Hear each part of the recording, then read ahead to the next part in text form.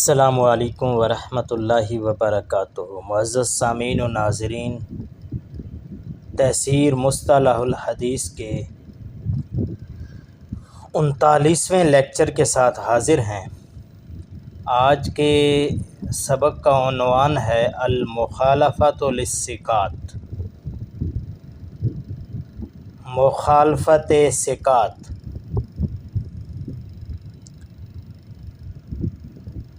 دکتور محمود طحان لکھتے ہیں، اذا كان سبب الطعن في الراوی مخالفته للثقات وهو السبب السابع فينتج عن مخالفته للثقات 5 انواع من علوم الحدیث۔ جب راوی میں طعن کا سبب مخالفت ثقات ہو کہ راوی ثقات کی مخالفت کر رہا ہو، اور یہ 7واں سبب ہے۔ راوی میں طعن کے اسباب میں سے 7واں سبب مخالفتہ للثقات ہے۔ تو جب مخالفت ثقات ہوتی ہے تو اس سے 5 انواع نکلتی ہیں۔ علوم الحدیث کے اعتبار سے 5 انواع بنتی ہیں، اور وہ یہ ہیں: المدرج، المقلوب، المزید فی متصل الاسانید، المضطرب، المصحف۔ تو یہ مخالفت ثقات کے نتیجے میں 5 انواع بنتی ہیں۔ اس کی اجمالاً تفصیل کچھ یوں ہے، آگے ہم ہر ایک کو تفصیل کے ساتھ پڑھیں گے۔ اجمالاً ڈیٹیل یہ ہے: فَإِنْ كَانَتِ الْمُخَالَفَةُ بِتَغْيِيرِ سِيَاقِ الْإِسْنَادِ أَوْ بِدَمْجِ مَوْقُوفٍ بِمَرْفُوعٍ فَيُسَمَّى الْمُدْرَجُ۔ اگر مخالفت ثقات اسناد کے سیاق میں تبدیلی کے ساتھ ہو،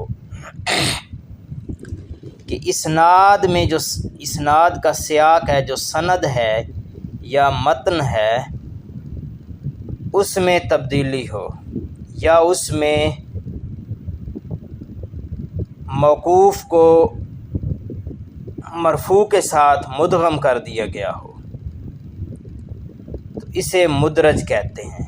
اگر اسناد میں تبدیلی ہو، اس کے سیاق میں تبدیلی ہو، یا موقوف کو مرفوع میں مدغم کیا گیا ہو، تو اس وقت یہ مخالفت جو ہے،